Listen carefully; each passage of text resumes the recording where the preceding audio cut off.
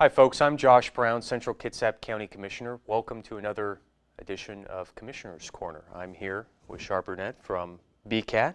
Welcome, Shar. Thank you very much, and welcome to our new studio. It's good to be here. It's a beautiful day, and we're going to talk about some topics important to your district. Why don't we start out, Commissioner, with is it Greaves Road, the connector from Wagaway? Greaves Way, that's right. Greaves Way. So we, this past year, broke ground on the new $13 million Wagaway extension. It's the first new road built in Silverdale in about a decade. And this road will eventually connect the Wagaway State Interchange and Clear Creek Road with Old Frontier and Provost. So it'll serve as a good bypass, northern bypass for Silverdale, allowing folks who come from Seebeck into town an alternate route instead of just relying on Buckland Hill to get into town. And it's also a new road that's in the center of about 450 acres of land that's zoned for commercial and industrial uses. So we really see this road project as an important infrastructure investment for economic growth in the future of Silverdale. Well, the Wagaway extension was just a placeholder as far as the name goes. We always had an intention of naming this roadway something beyond Wagaway Extension, which doesn't really ring a bell, and a lot of folks get it confused with actually Wagaway and the state highway. So the Central Kitsap Community Council took the lead on a road naming effort. And over the course of the past several weeks, they advertised in the CK Reporter. A lot of people submitted names. In fact, I think we received over 150 or 200 different names for the roadway. Names. Yep, Oh yep. my. And there were hundreds of folks that submitted various names, and a lot of them had multiple support. And the community council had a committee formed to advise the county commissioners on 3 finalists. They presented to the Board of Commissioners the 3 finalists, and actually the road name that was number 1 for every one of the committee members, in which they recommended as their far and away number 1 selection, was Greaves Way. And the Greaves family, their family farm was where the Silverdale Mall is currently located.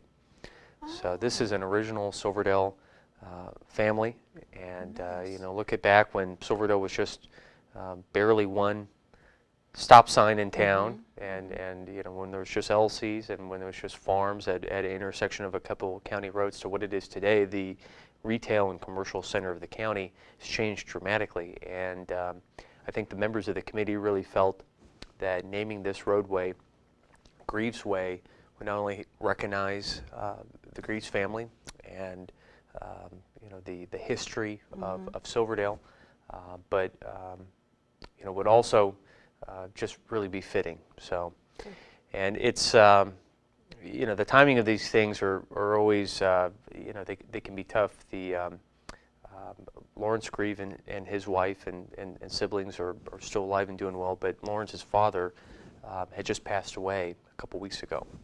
So we unfortunately weren't able to get the road named while he was still with us, but I know he's probably looking down and probably very proud of the fact that the community recognized his family's heritage and Silverdale community's heritage with this road naming effort. So Very nice. we adopted a resolution at the Board of County Commissioners formally naming it Greaves Way.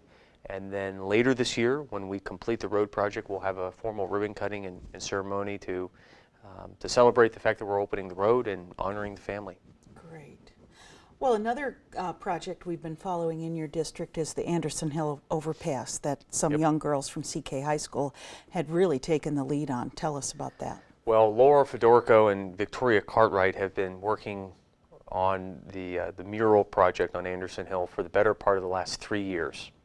Victoria just graduated from high school and is heading off to college, and Laura's a senior currently at Central Kitsap High School.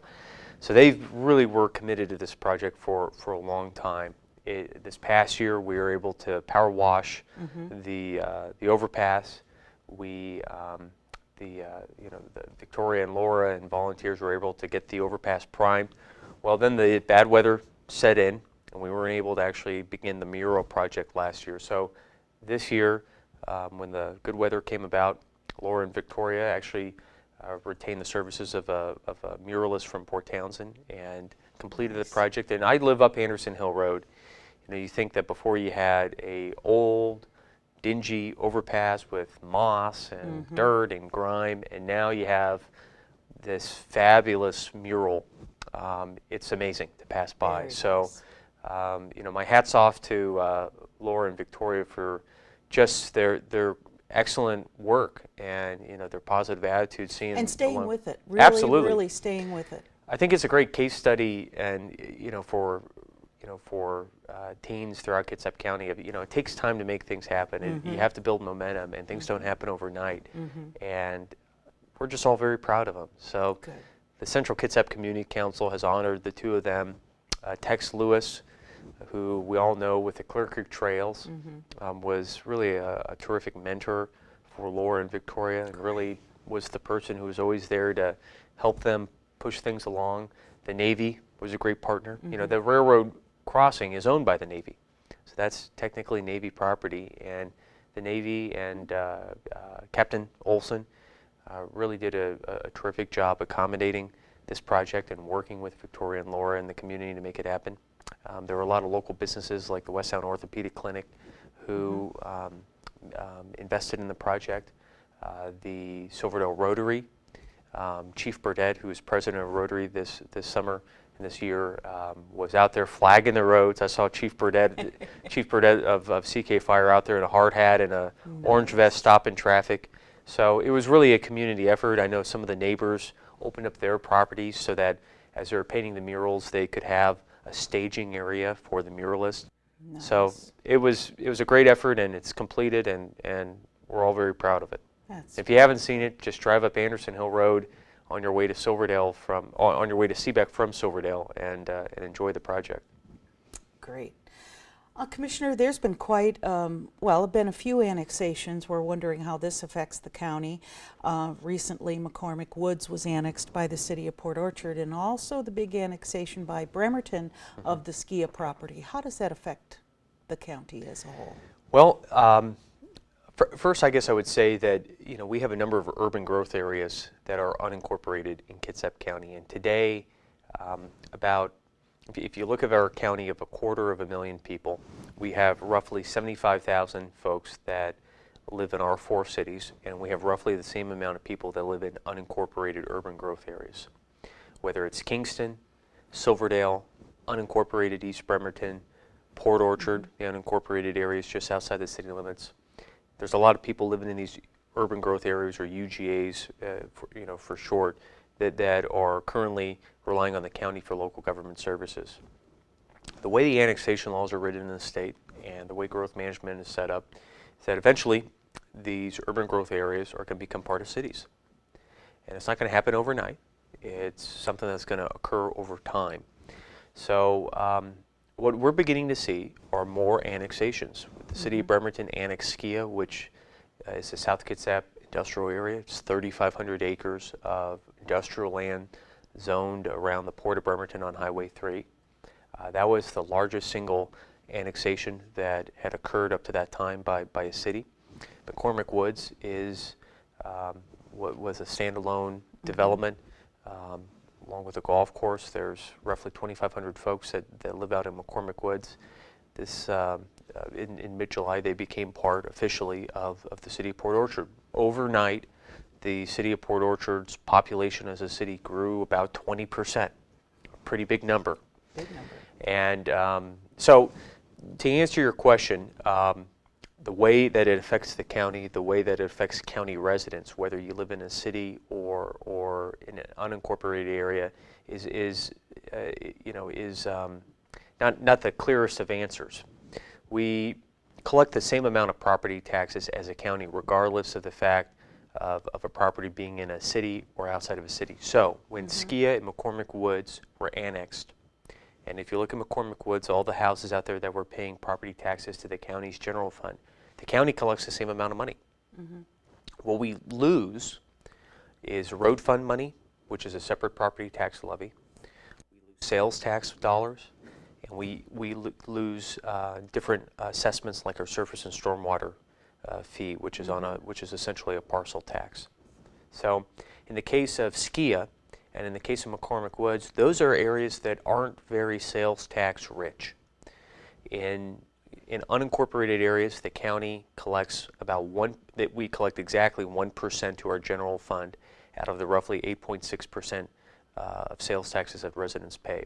When an area becomes part of a city, instead of collecting 1%, 85% of that 1% goes to the city.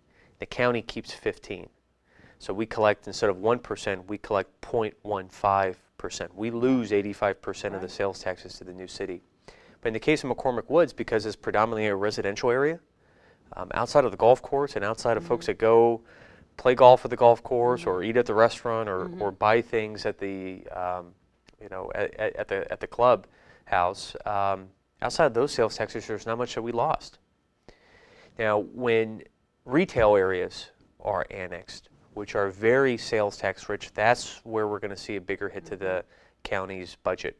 The city of Port Orchard recently annexed the Fred Meyer and some other retail properties. Those are real hits. As the city of Port Orchard moves down and annexes the Bethel corridor, the county's going to lose a significant amount of sales tax dollars. In fact, some of our forecasts show that if the city of Port Orchard annexes Bethel corridor, the county could lose over $1 million of sales tax revenue immediately. So those are challenges. But as the cities grow, the county has to be responsive. And I think the lesson here is, instead of the county and the county commissioners not being responsive to change, we have to understand how the change is going to affect the core things we do at the county.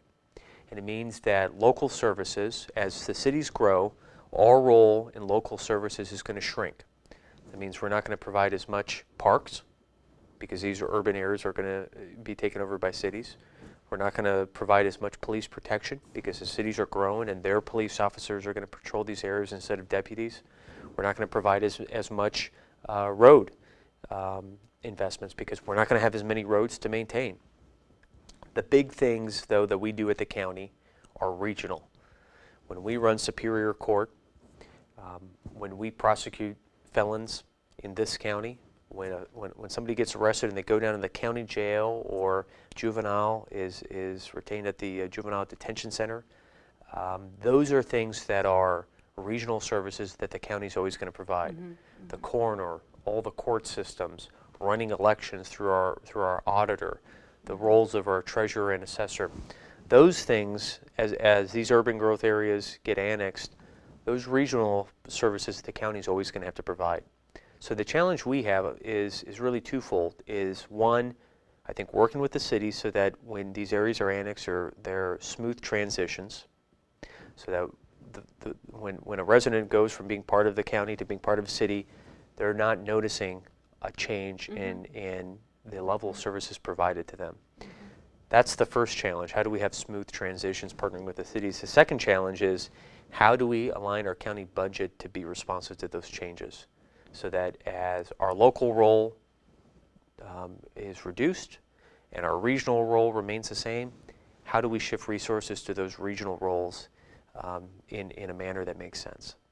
So it's not easy, but one of the things we're doing is our homework, and we're doing analysis on all of our urban areas which could potentially be annexed. We're doing financial impacts, and the goal is to figure out if, at the end of the day, all these urban growth areas either become cities, new cities, or are annexed by current cities, what is the net effect of the county, and how do we plan for those transitions? So I think we're, in terms of the state of Washington, really going to be leaders on this issue, and we're going to do the best job that we're capable of figuring out what the impacts are going to be and planning around those impacts. Good. So very good answer. But it's not a. I wish there was a simple yes, no, good, bad answer. But there's just a lot of effects we have to take into account, and the devil's truly in the details. So. Well, you did mention a little bit about budgeting, so let's talk a little bit about that. 2010. How I know the department heads recently received their letter for budget preparation. Right. And currently, the administration building is closed on Fridays. Do you see that continuing into 2010? And what is your crystal ball telling you for next year? Yeah. Well, with regards to whether or not the admin building is going to be open on Fridays next year, we don't know at this point.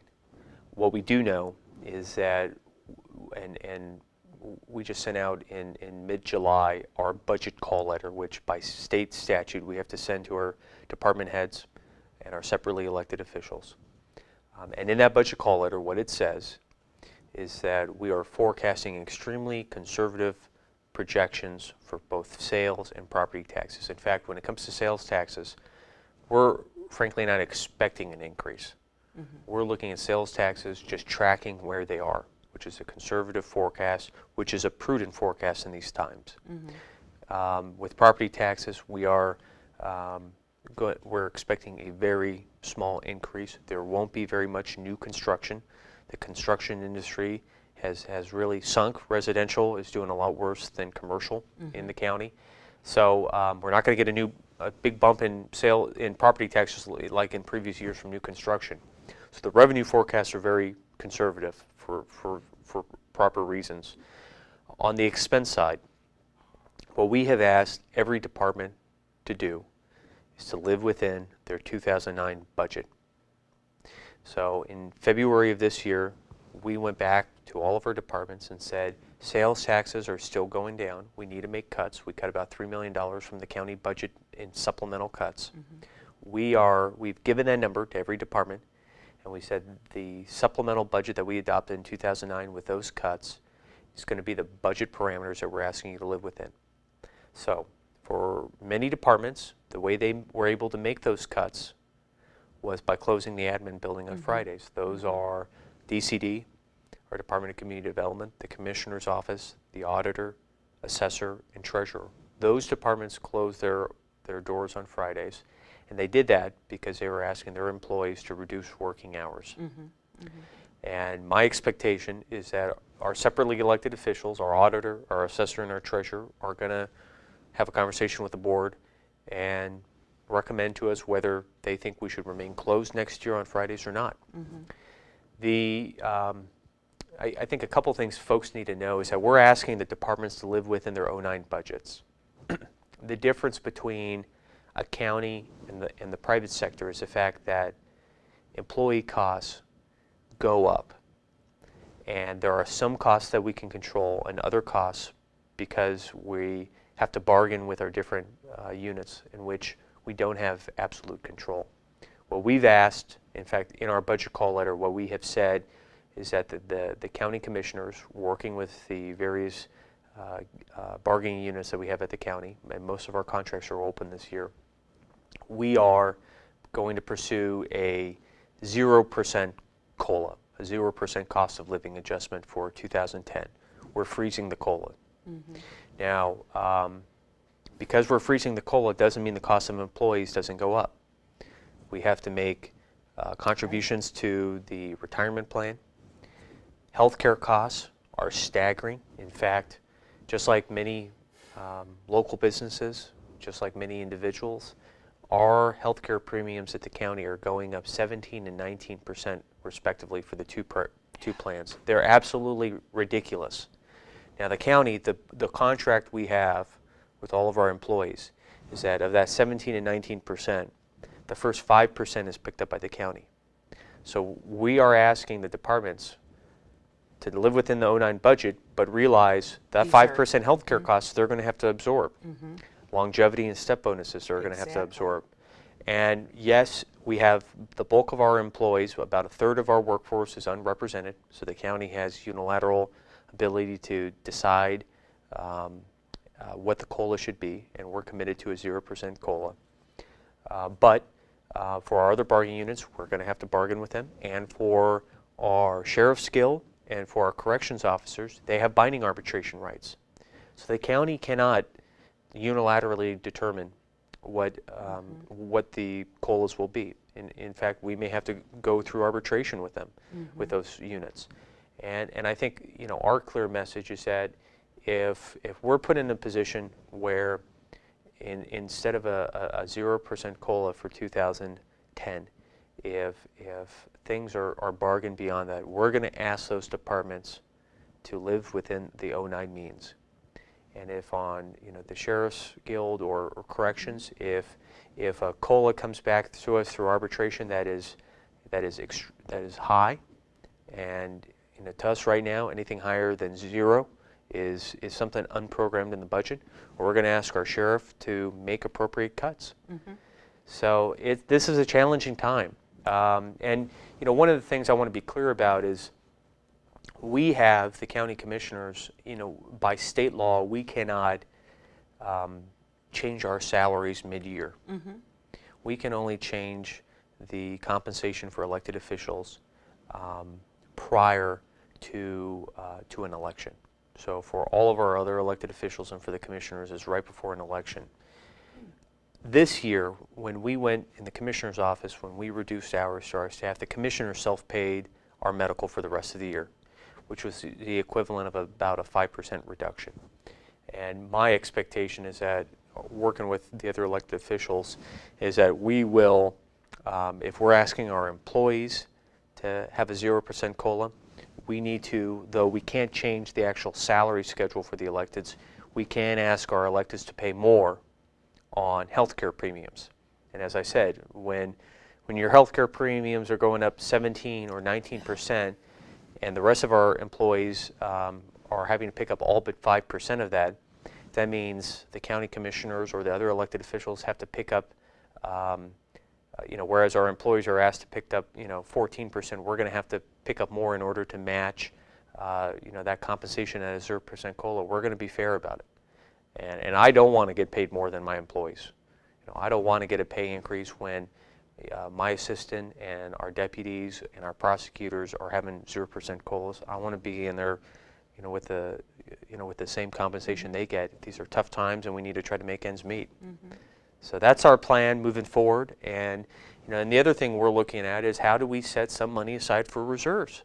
And folks might say, well, isn't this a time where you spend reserves? That might be nice to say, but the fact is we have struggled the last 2 years with not having enough reserves at various times of the year to meet payroll. That's unacceptable. And yes, it's prudent to spend those reserves in bad times, but unfortunately when I came in office in 2007, the prior Board of County Commissioners were spending down the reserves even when the economy was hot. And that wasn't the prudent thing to do at the time. Right. We've corrected that, but now that we are in a recession, I think what we've realized is that, and what we're moving on is the fact that we don't have enough reserves, and we need to have some policies to reinforce those reserves over time to make sure that the county's in a strong financial footing. So that's our plan. That's a glimpse in the future, and we're holding the line. We're not going to go to voters and ask for a lid lift.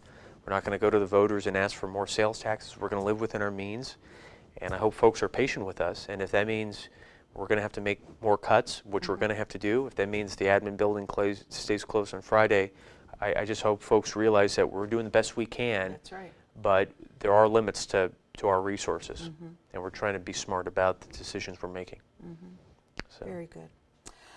The county just finished a capital project for the coroner's office, which is a very nice facility, and you'll see an interview with our county coroner, Greg Sandstrom, on BCAT and the ribbon cutting, and what a nice facility compared to, I never saw their old facility, but I understand it was horrendous. It was, to be pretty blunt about it. And this has been a long time coming.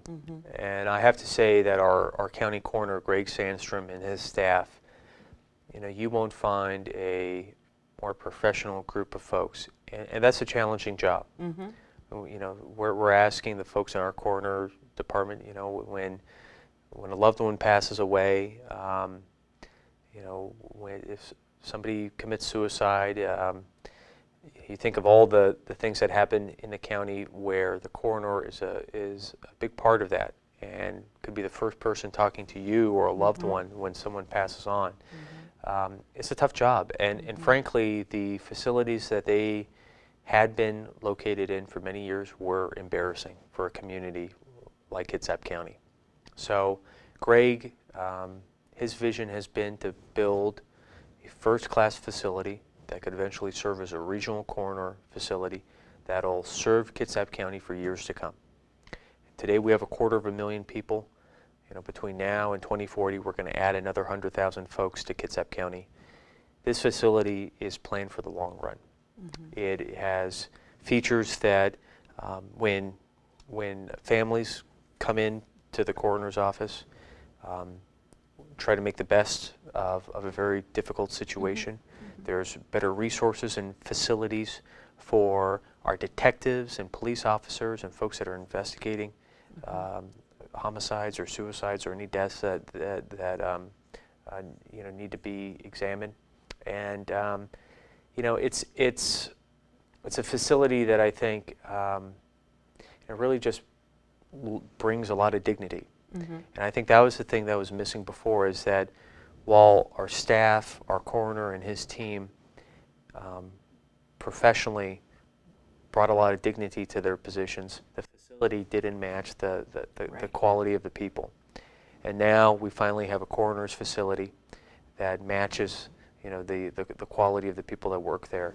It's located across from our emergency management and CENTCOM facility. And the goal has been to make that a regional campus where we can have different facilities located, be able to have some efficiencies in terms of being located at one spot. And we're just very proud that Greg's finally been able to open up that new building. And it was great to see so many people from the community come out and support it. Great. Well, one of the funnest events in our county is coming up this month, our Kitsap County Fair, August 26th through 30th. Yep. And this is a huge deal for the whole county, and it really puts our fairgrounds in the spotlight. It's going to be exciting. So the last week in August is the fair. We hope to see everyone out there. I know there's going to be some exciting folks performing music. There's always great fun at the Stampede. And in the past years we've gotten 70, 80, 90,000 people that have rolled through the fair and Stampede. So last year, remember, we had a lot of rain during the fair. Oh, that's right. So it was a bit muddier than most years, but we're expecting big things and great weather this year. So we hope to see everybody there out at the fair. And Shar, I just want to thank you for joining me for another episode of Commissioner's Corner. You did a great This was fun. You asked some tough questions, but I hope I answered them well. You did great. And for everybody watching us at home, thank you for joining us. And please, should you have any questions about things that we're working on at the county, don't hesitate to follow up with me at my office. I look forward to answering any questions you might have, and we'll see you next time on Commissioner's Corner.